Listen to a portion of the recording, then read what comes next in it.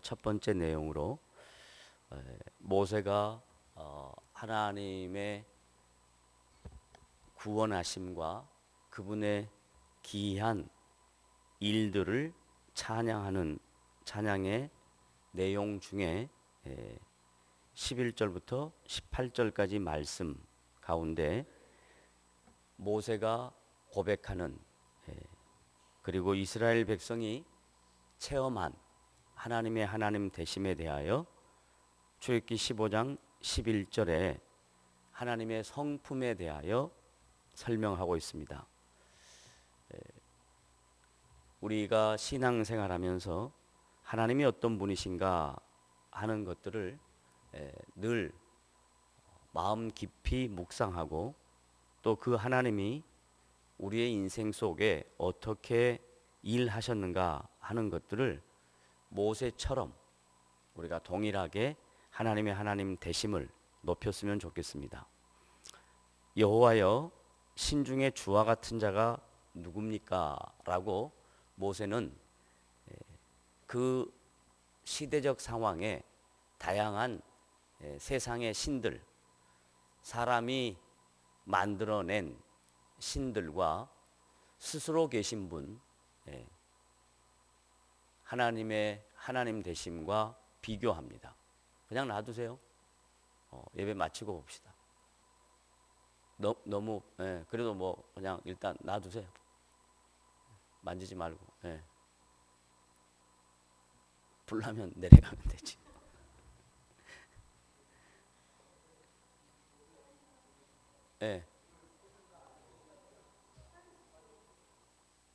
그래야 될 것 같아요. 그러면 여러분들의 그 의견대로 불을 끄고 그냥 하겠습니다. 불을 끄고. 저는 보이죠? 일단 다 꺼놓고.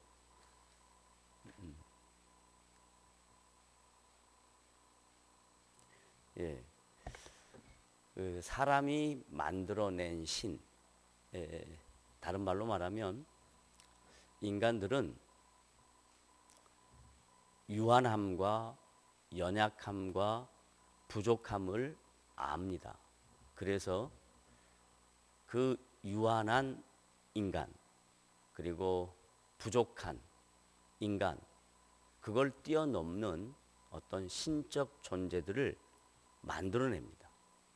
그래서 인간이 공교하게 만든 신, 그런데 그것이 결국은 시간이 지나면서 모든 인간이 자기가 만든 신에게 절을 하는 것뿐만 아니라 그를 신뢰하고 의지하는 비인격적인 신에게 인간은 그만큼 죄와 허물로 죽어서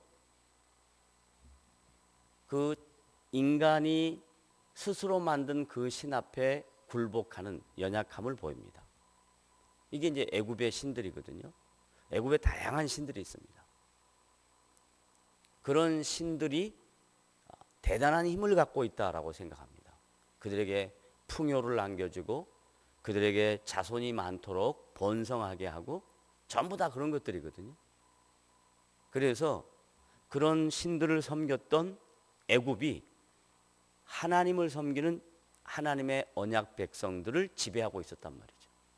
그러니까 애굽 사람들은 우리가 하나님의 언약 백성들을 지배하고 있었다라는 통치자의 개념만 이해하고 있는 게 아니라 자기의 신이 하나님의 언약 백성들이 섬기는 하나님보다 우월하다라고 생각했단 말이에요. 그런데 하나님께서 하나님의 하나님 되심을 애굽 백성들에게 나타내는데 사람이 만들어낸 모든 신들과 하나님과 비교할 수 없는 기이한 일들을 행하십니다. 그 기이한 일이 신비적인 것이나 이적이나 기적, 그것도 분명히 있지만 그것보다 더 중요한 것은 하나님이 친히 약속하신 그 약속을 이루어내시고 하나님이 친히 타락한 인간들을 회복하고 구원하시기 위하여 계획하신 그 계획을 이끌어가는 과정 중에 애굽의 신과 하나님과 이렇게 대조하는 겁니다. 그래서 모세가 여호와여, 이 세상의 많은 신들 가운데, 애굽의 신들 가운데 어떻게 하나님과 비교할 수 있겠습니까? 그것은 상대적 비교를 얘기하는 게 아닙니다. 누가 더 힘이 세냐 이 개념을 이야기하는 게 아니라 하나님이 행하신 일은 세상의 신들이 행하는 일과 다르다라는 얘기입니다. 세상의 신들은 번영과 생산과 인간의 필요를 채워주는 것으로 신이 있는데, 하나님은 인간의 필요를 채워주는 신이 아니라 당신이 이루어 가시는 구원 계획, 그리고 그분이 신이 행하시는 하나님의 놀라우신 구원 역사, 이것들을 지금 모세가 설명을 합니다. 그러면서 그 하나님의 성품을 11절에 이렇게 이야기합니다. 주와 같이 거룩함으로 해서 첫 번째 하나님의 성품을 뭐라고 그런다고요? 거룩이라 라고 얘기합니다.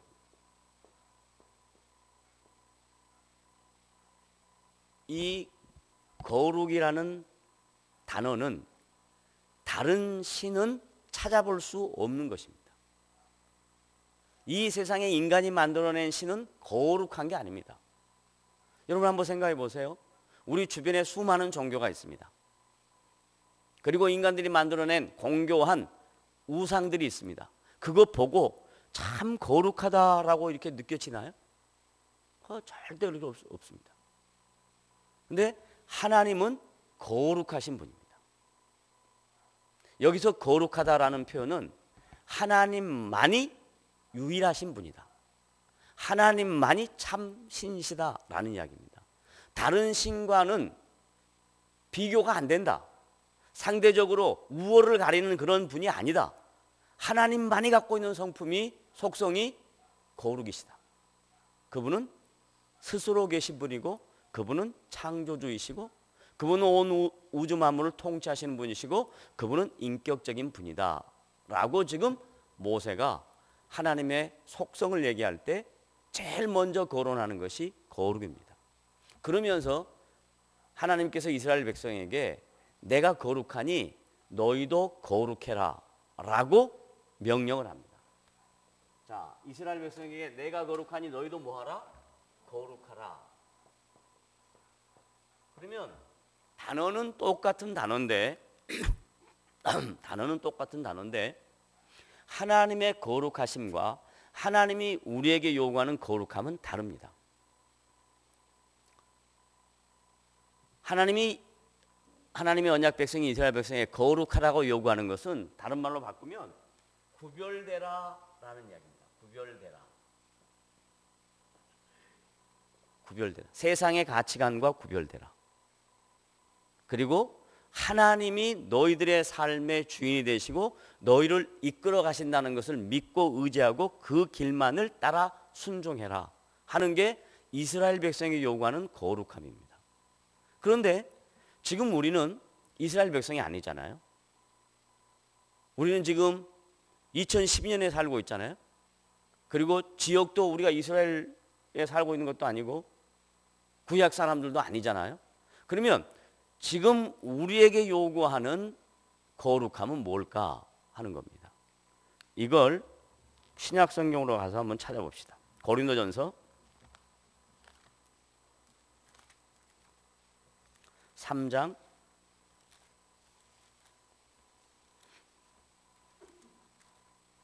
'좀 냄새 덜 나죠? 뒤에 어떠세요? 똑같습니까? 낫죠? 예, 오케이. 고린도전서 3장 16절부터 다 같이 읽겠습니다. 시작. 너희는 너희가 하나님의 성전인 것과 하나님의 성령이 너희 안에 계시는 것을 알지 못하느냐? 자, 봐보세요.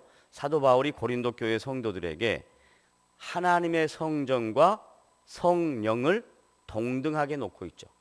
그죠? 너희가 하나님의 성전인 것과 하나님의 성령이 너희 안에. 그러니까 고린도 교회 성도들을 뭐라고 얘기하냐면 너희가 하나님의 성전이다.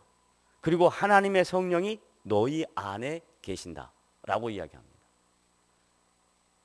그 다음 17절 다 같이 읽어봅니다. 시작. 누구든지 하나님의 성전을 더럽히면 하나님이 그 사람을 멸하시리라. 하나님의 성전은 거룩하니 너희도 그러하니라. 그러면 우리에게, 고린도 교회 성도들에게, 신약의 성도들에게 하나님이 거룩하니 너희도 거룩해라 라는 그 의미에서 거룩은 뭐냐? 구별되라 라는 얘기인데 18절 다 같이 시작. 아무도 자신을 속이지 말라. 자, 구별되는 게 뭐냐? 자신을 의지하고 자기가 모든 것을 할 수 있다라고 생각하는 것, 그게 이 세상에서 세상 사람들이 살아가고 있는 가치관이다라고 이야기합니다. 자신을 의지하는 것.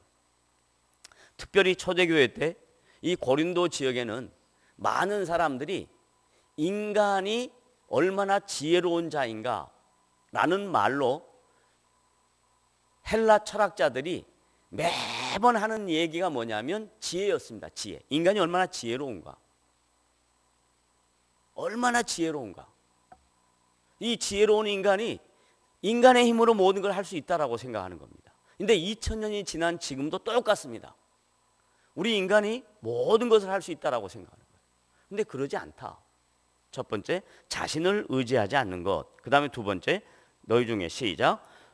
너희 중에 누구든지 이 세상에서 지혜 있는 줄로 생각하거든 뭐야? 어리석은 자가 되라.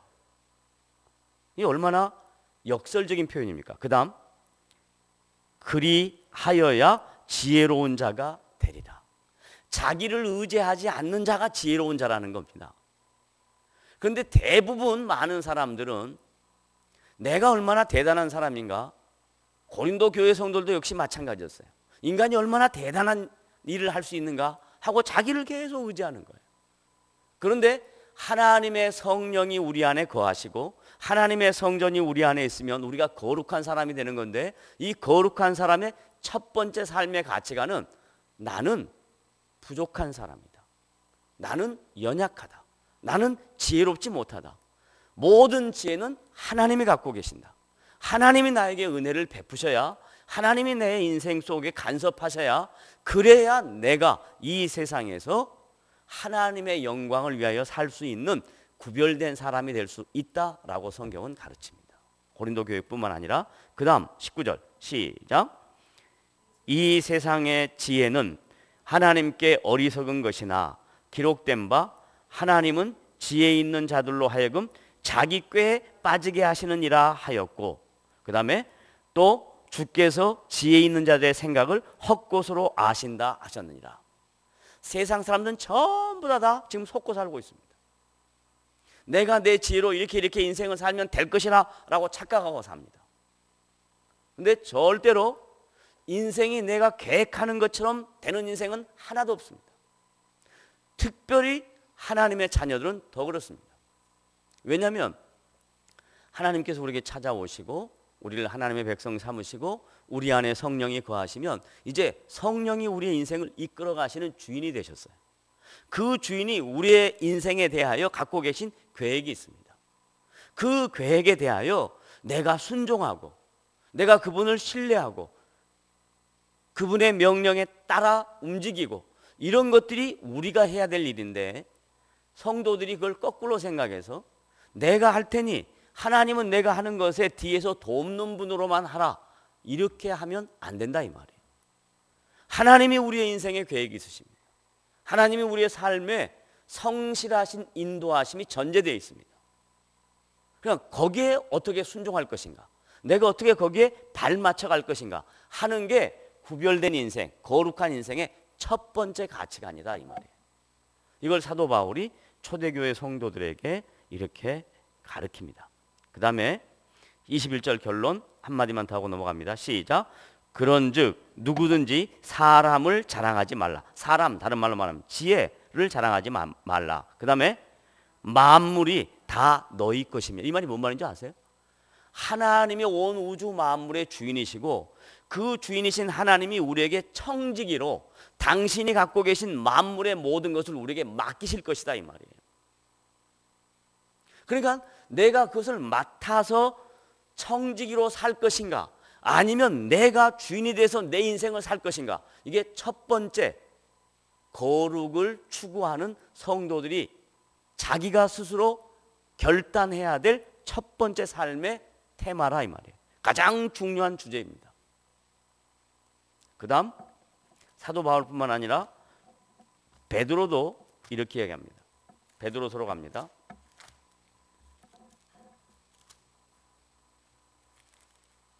베드로전서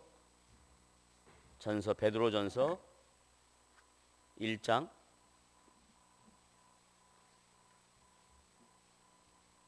16절부터 봅니다.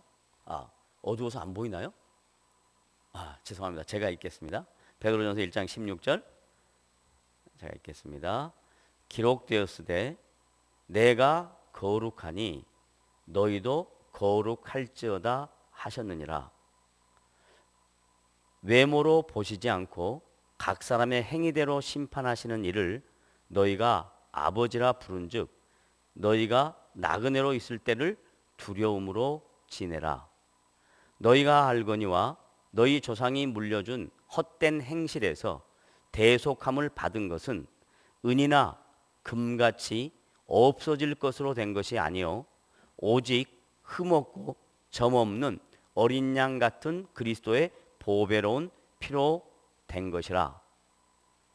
그는 창세전부터 미리 알리신 바 되신 이나 이 말세에 너희를 위하여 나타나신 바 되었으니 너희는 그를 죽은 자 가운데서 살리시고 영광을 주신 하나님을 그리스도로 말미암아 믿는 자니 너희 믿음과 소망이 하나님께 있게 하셨느니라. 자, 두 가지만 정리하고 넘어갑니다.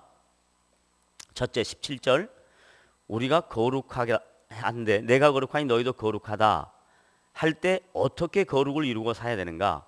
17절 후반절 너희가 나그네로 있을 때를 두려움으로 지내라. 이 인생살이를 나그네라고 이야기합니다. 신앙생활에 가는 삶의 과정을 나그네라고 이야기합니다. 성도들이 이 세상에 살면서 가져야 될 마음의 자세는 여기서 말하는 두려움은 무서움의 두려움이 아니라 하나님을 경외함으로 살아가야 할 성도들의 삶의 자태를 가리킵니다. 그 두려움으로 지내라 라고 얘기하고 쭉 넘어가서 21절 너희는 그를 죽은 자 가운데서 살리시고 영광을 주신 하나님을 그리스도로 말미암아 믿는 자니 다 같이 너희 믿음과 소망이 어디에 있게 하라? 하나님께 있게 하셨느니라. 그러니까 거룩하다라는 말은 우리의 삶의 목표가 두 번째입니다. 우리의 삶의 목표가 이 세상에 있는 것이 아니고 우리 인생들은 나그네와 같은 인생이니 하나님을 경외함으로 살아야 하고 하나님을 경외함으로 살 때에 우리의 믿음과 소망이 이 세상의 것과 구별돼야 된다 이 말이에요. 하나님께 있다 이 말입니다. 하나님께. 우리의 믿음과 소망이 하나님께 있어요. 그런데 대부분 성도들이 이 세상에 살면서 하나님이 거룩하니 우리도 거룩하라고 했고 하나님의 성전이 우리 안에 있고 하나님의 성령이 너희 안에 있는 것을 알면서도 자꾸 이 세상 것에 대하여 우리의 믿음과 소망을 빼앗기게 된다 이 말이에요. 그래서 사도 베드로는 거룩하게 살아야 할 성도들의 삶의 자태는 다른 것이 아니라 너희의 믿음 그리고 너희의 소망 이것이 이 세상의 것이 아니라 하나님께 있게 하라 그랬습니다. 그러면 이렇게 하나님께 있게 하는 그런 마음으로 사는 성도들의 삶의 자태의 모습은 어떻게 되는가? 22절 시작. 너희가 진리를 순종함으로 너희 영혼을 깨끗하게 하여 거짓이 없이 형제를 사랑하게 이르렀으니 마음으로 뜨겁게 서로 사랑하라. 그러니까 구체적인 이제 삶의 행동 양태를 제시해 줍니다. 초대교회 성도들이 얼마나 사랑이 많았습니까?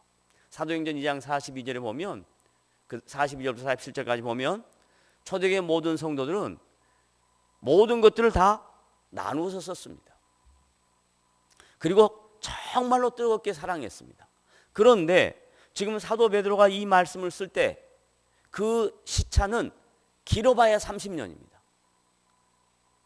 이 30년이라는 시간이 지나면서 초대교회 성도들 안에도 이 그리스도 안에서 거룩함을 이루는 이 일에 성도가 서로 뜨겁게 피차 사랑하는 일이 점점 식어져 간다.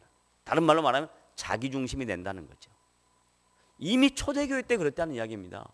그런데 지금 이 세상이 완전히 자기중심으로 살아가고 있는 이때에 얼마나 우리는 더 그러겠습니까? 그러니까 출애굽기 15장에 모세가 부른 이 노래가 저와 여러분의 노래가 되려면 이 거룩하신 하나님이 어떤 분이신가 하는 것을 정확하게 알고 우리를 거룩하게 만드신 그분께서 우리에게 요구하는 것이 내가 거룩하니 너희도 거룩하라 라고 말했을 때 우리가 따라가야 될 그 거룩은 세상의 가치관과 구별되는 건데 고린도전서 3장 16절 이하에 구별된 말씀, 그 다음에 베드로전서 1장 16절부터 이하에 기록된 말씀 속에서 서로 뜨겁게 피차 사랑하는, 다른 말로 말하면 자기 중심으로 사는 것보다도 상대방과 지체를 그리고 상대방을 배려하고 이해하는 그런 것이 다른 말로 말하면 거룩이다 이 말이에요. 주님을 닮아가는 거룩이다. 그러니까 이것이 쉬운 일이 아니죠. 이게 어려운 일이죠. 그 다음 다시 이제 본문으로 돌아갑니다. 출애굽기 15장 하나님의 속성에 대하여 우리가 생각하고 있는데 첫 번째 거룩함에 대하여 얘기했습니다. 그 다음에 영광스러우며 찬송할 만한 위엄이 있으며, 뭐 이건 우리가 다 아는 내용, 하나님이 얼마나 영광스러운 분이신지 아니까 그냥 넘어가겠습니다. 찬송만한 위엄이 있으며 같은 개념으로 이해합니다. 그 다음 기이한 일을 행하는 자가 누구니까 할 때 여기 기이하는 일을 신비한 일 10가지 재앙 분명히 맞습니다. 10가지 재앙 10가지 이적, 그 다음에 홍해가 갈라지는 사건, 앞에 있었던 모든 이적들 얘기하는 게 맞습니다. 그러나 가장 큰 이적은 뭐냐, 그들을 애굽에서부터 건져내어서 죄와 속박으로부터 건져내어서 애굽의 세상의 힘으로부터 건져내서 하나님이 지시하는 땅 가나안 땅에 들어갈 때까지 인도해 가시는 하나님의 구원 역사, 하나님의 구원하심이 가장 기이한 일이다 이 말이에요. 이걸 베드로는 이렇게 하나님을 묘사합니다. 베드로전서 2장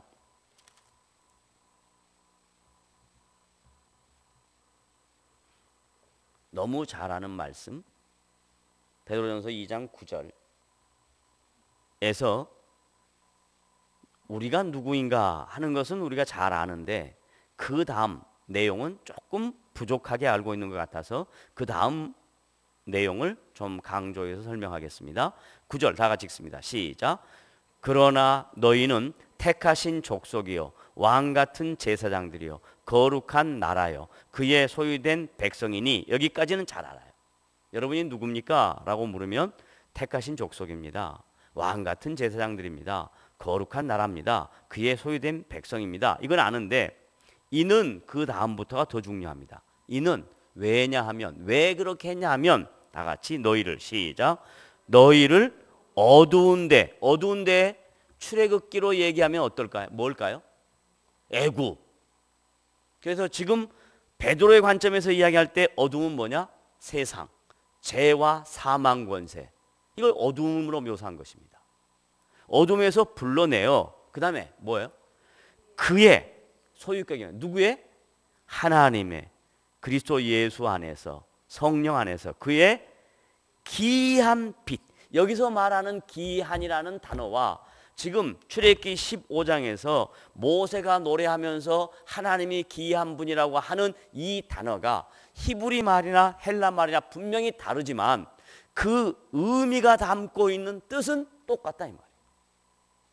하나님이 애굽에서 이스라엘 백성, 자기의 언약 백성을 아브라함에게서부터 약속한 것을 지키기 위하여 시간이 450년이 지났음에도 불구하고 하나님이 이스라엘 백성들을, 언약 백성들을 애굽에서 건져내신 것처럼 지금 사도 베드로가 초대교회 성도들에게, 성도들이 누구냐?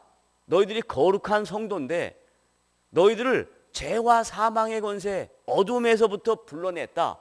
그리고 주님의 통치 안으로 너희를 들어가게 하셨다. 구원의 은혜 안으로 너희를 인도하셨다.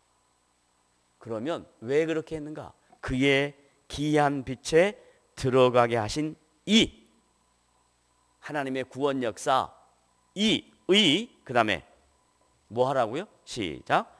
아름다운 덕을 선포하게 하려 하심이라. 우리가 하나님이 거룩하니 너희도 거룩하라 라고 이야기했을 때 이 거룩은 구별이라 그랬습니다. 그래서 구별의 첫 번째, 두 번째 이야기는 했고, 세 번째 구별은 뭐냐? 그의 기이한 빛에 들어가게 하신 자의 뭐? 아름다운 뭐? 아름다운 덕을 뭐하게? 선전하게, 선포하게 하셨다라는 이야기입니다. 그러니까 성도가 이 세상에서 구별되이 산다는 것은 여러분의 삶의 목표와 가치가 뭐냐면, 내가 이 세상에서 잘 먹고 잘 살고 자식들이 잘 되고, 그것도 귀합니다.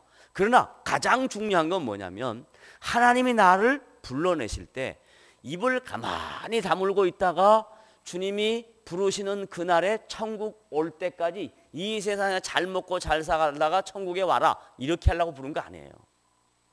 우리가 이 세상에 무엇을 하든지 나에게 주어진 삶의 현장에서 직접적으로 복음을 전하든 간접적으로 복음을 전하든 주님이 어떤 분이신가, 하나님이 행하신 이적이 얼마나 대단하신가, 나를 구원해내신 그분은 어떤 분이신가, 이런 것들을 삶의 모든 영역 속에서 전달하라고 우리를 불러내셨다라는 얘기입니다.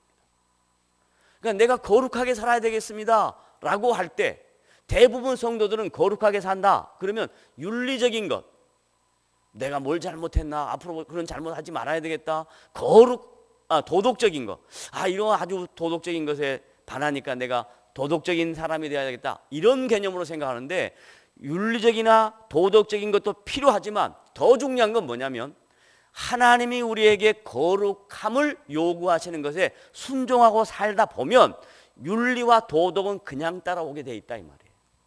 근데 대부분 많은 사람들이 거룩하게 살아야 된다 그러면 내가 얼마나 더 착하게 살아야 되는가, 선하게 살아야 되는가, 법을 지켜야 되는가, 이런 생각을 한단 말이에요. 그게 아니라 하나님의 아름다운 덕을 선전하는 일을 하다 보면 나도 모르는 사이에 내가 세상 사람과 다른 가치관이 생기고 세상 사람과 다른 윤리와 도덕이 우리 안에 있게 된다 이 말이에요. 예수 믿는 것은 윤리적인 사람, 도덕적인 사람 만드는 게 아닙니다. 예수 믿고 주님을 잘 알아가고 거룩하는 일에 순종하고 그 일을 추구하고 살다 보면 나도 모르는 사이에 내가 10년, 20년이 지나서 주님의 뜻을 순종하고 살다 보면 나도 모르는 사이에 세상 사람과 다른 윤리관이 생깁니다. 세상 사람과 다른 도덕관이 생깁니다.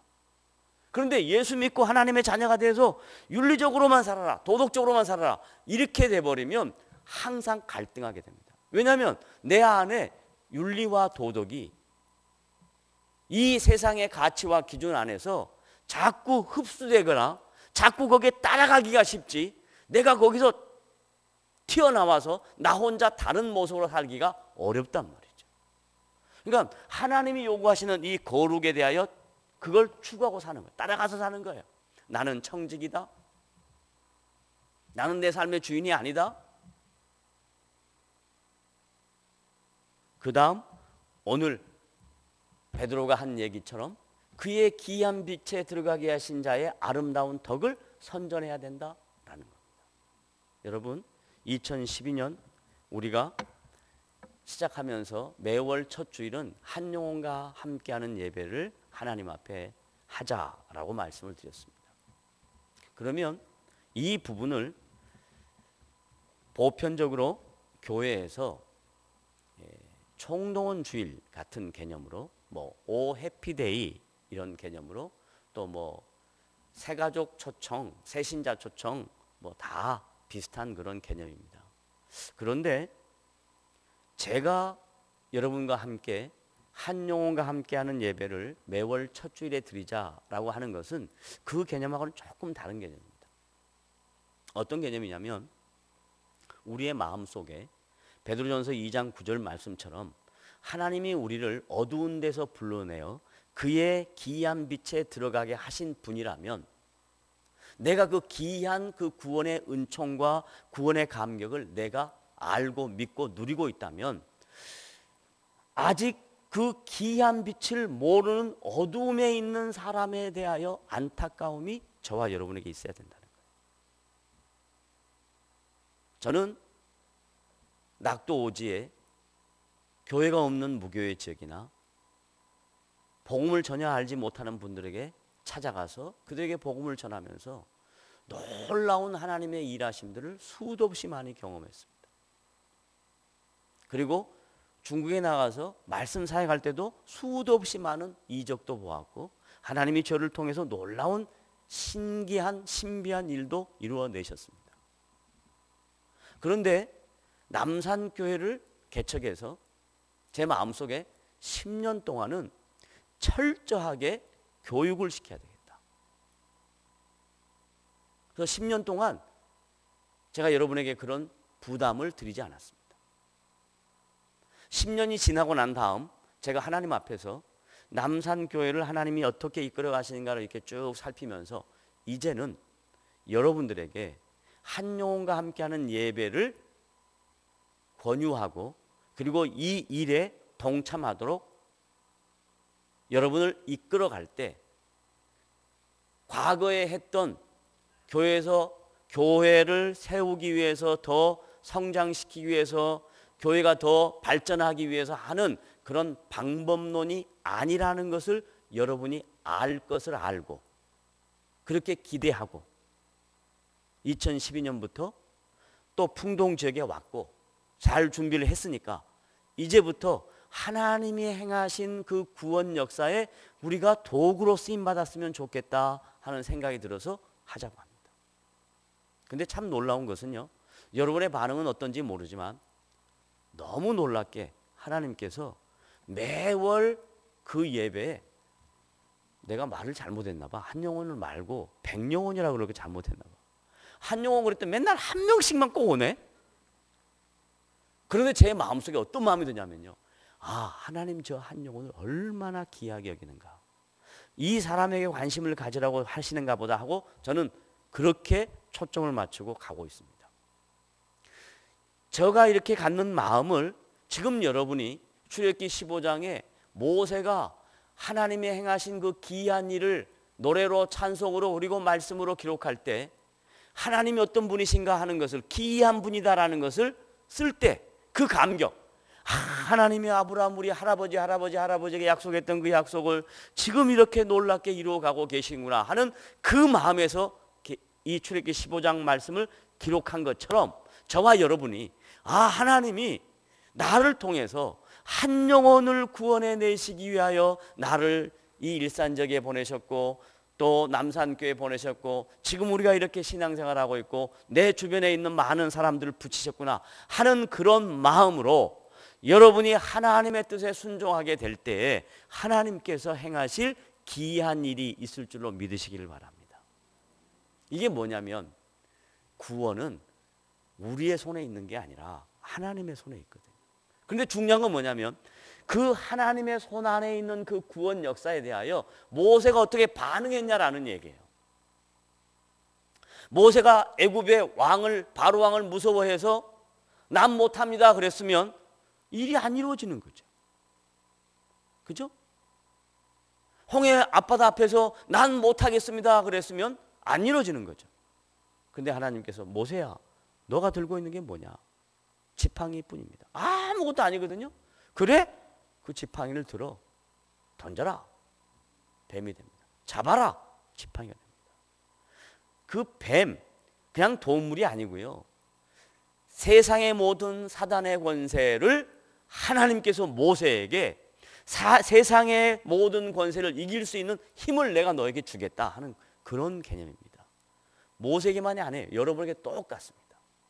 여러분이 지금 모세와 같은 마음으로 하나님이 이루신 내 삶 속에 이루신 귀한 일에 대한 것을 여러분이 믿기만 하면, 그런 각오로 내가 거룩하니 너희도 거룩하라 라고 하신 그 말씀의 내용의 의미를 알고, 그래 그의 귀한 빛에 들어가게 하신 자의 아름다운 덕을 선전하기 위해서 나를 도구로 사용하시는구나, 그래 내가 한번 주님의 말씀에 순종해 봐야 되겠다, 그러면 그때 하나님이 역사합니다.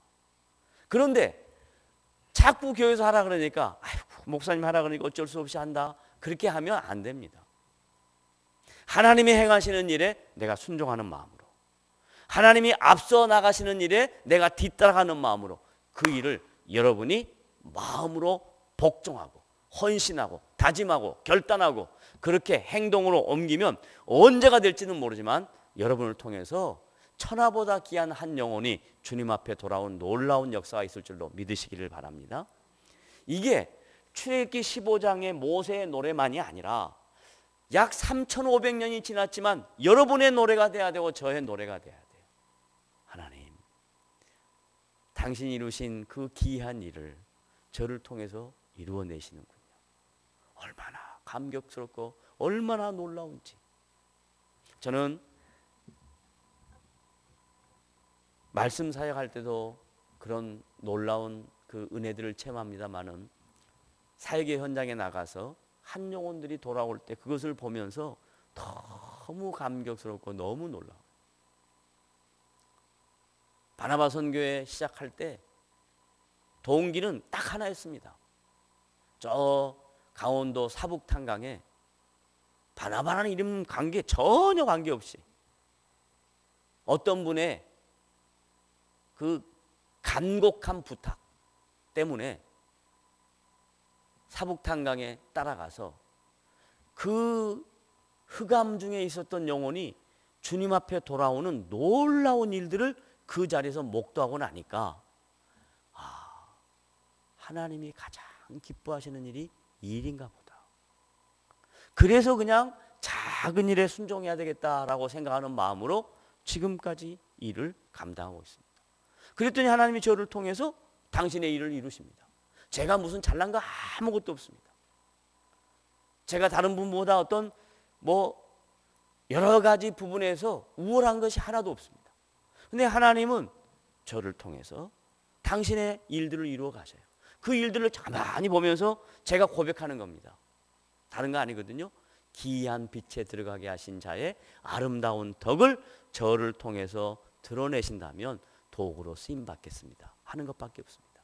여러분들도 그런 마음을 가지셔서 한 번밖에 없는 인생 살아갈 동안에 이 세상에 무엇과도 바꿀 수 없는 영혼이 주님 앞에 돌아오는 이 신기하고 귀한 이적을 여러분의 인생을 통해서 보고 체험하고 그리고 감격하라고 주님이 오늘 우리에게 이 출애굽기 15장 말씀을 통해서 말씀하시는 것을 잘 묵상하시고 여러분의 삶 속에 한 영혼이 주님 앞에 돌아오는 놀라운 역사가 있기를 다시 한번 주님의 이름으로 부탁을 드립니다. 기도하겠습니다.